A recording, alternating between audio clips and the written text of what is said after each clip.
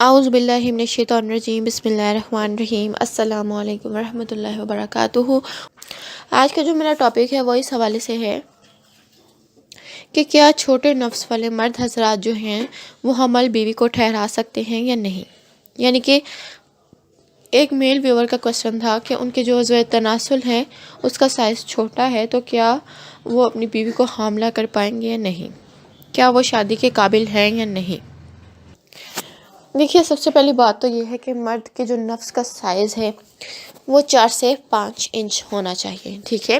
یعنی کہ اگر 3 انچ کا نفس ہے تو ظاہری سی بات ہے جب وہ شہوت آتی ہے تو وہ لمبا ہو جاتا ہے، تو اس حوالے سے اگر آپ کا نفس 4 سے 5 انچ کا یعنی کہ 6 انچ کا بھی ہو جاتا ہے تو اس میں کوئی مسئلے والی بات نہیں ہے، کیونکہ جب وہ نفس اپنی اوریجنل حالت میں یعنی کہ سگڑا ہوا ہوتا ہے تب وہ 2 یا 2.5 انچ کا ہی ہوگا، ٹھیک ہے، یا زیادہ سے زیادہ 3 انچ کا ہو جائے گا۔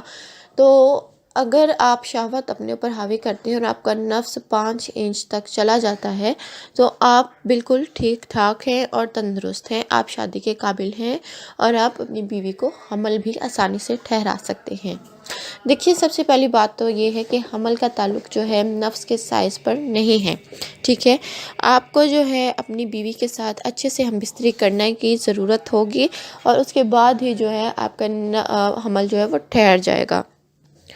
بس آپ کو جو ہے ظاہری سی بات ہے، آپ کا نفس اگر کھڑا ہوتا ہے، اگر وہ سیدھا ہوتا ہے تو اس کا مطلب یہی ہے کہ آپ ہم بستری کرنے کے قابل ہیں، آپ شادی کر سکتے ہیں اور آپ پر شہوت حاوی ہوتی ہے، ظاہری سی بات ہے نفس اکڑ جاتا ہوگا۔ جن لوگوں میں ہم بستری کی یعنی کہ وہ شادی کے قابل نہیں ہوتے، ان کا جو نفس ہے وہ اکڑتا نہیں ہے، وہ ڈھیلا ہی رہتا ہے۔ تو اس حوالے سے آپ نے کرنا کچھ یوں ہے، اگر آپ چاہتے ہیں کہ آپ کا حمل جلدی ٹھہر جائے، آپ نے بیوی کے ساتھ جب ہم بستری کرنی ہے اس کے جو کمر کے نیچے تکیہ رکھنا بہت ضروری ہے۔ یعنی کہ آپ کوئی بھی اس طرح کا کشن لے لیں، کچھ بھی لے لیں جو کام کا قابل نہ ہو، جس پر منی لگ بھی جائے تو وہ استعمال میں نہ آئے۔ تو آپ نے اس کشن کو جو ہے اپنی بیوی کے جو ہے بیک سائڈ پر نیچے رکھ دینا ہے تاکہ اس کی جو شرمگاہ والا حصہ ہے وہ تھوڑا اونچا ہو جائے۔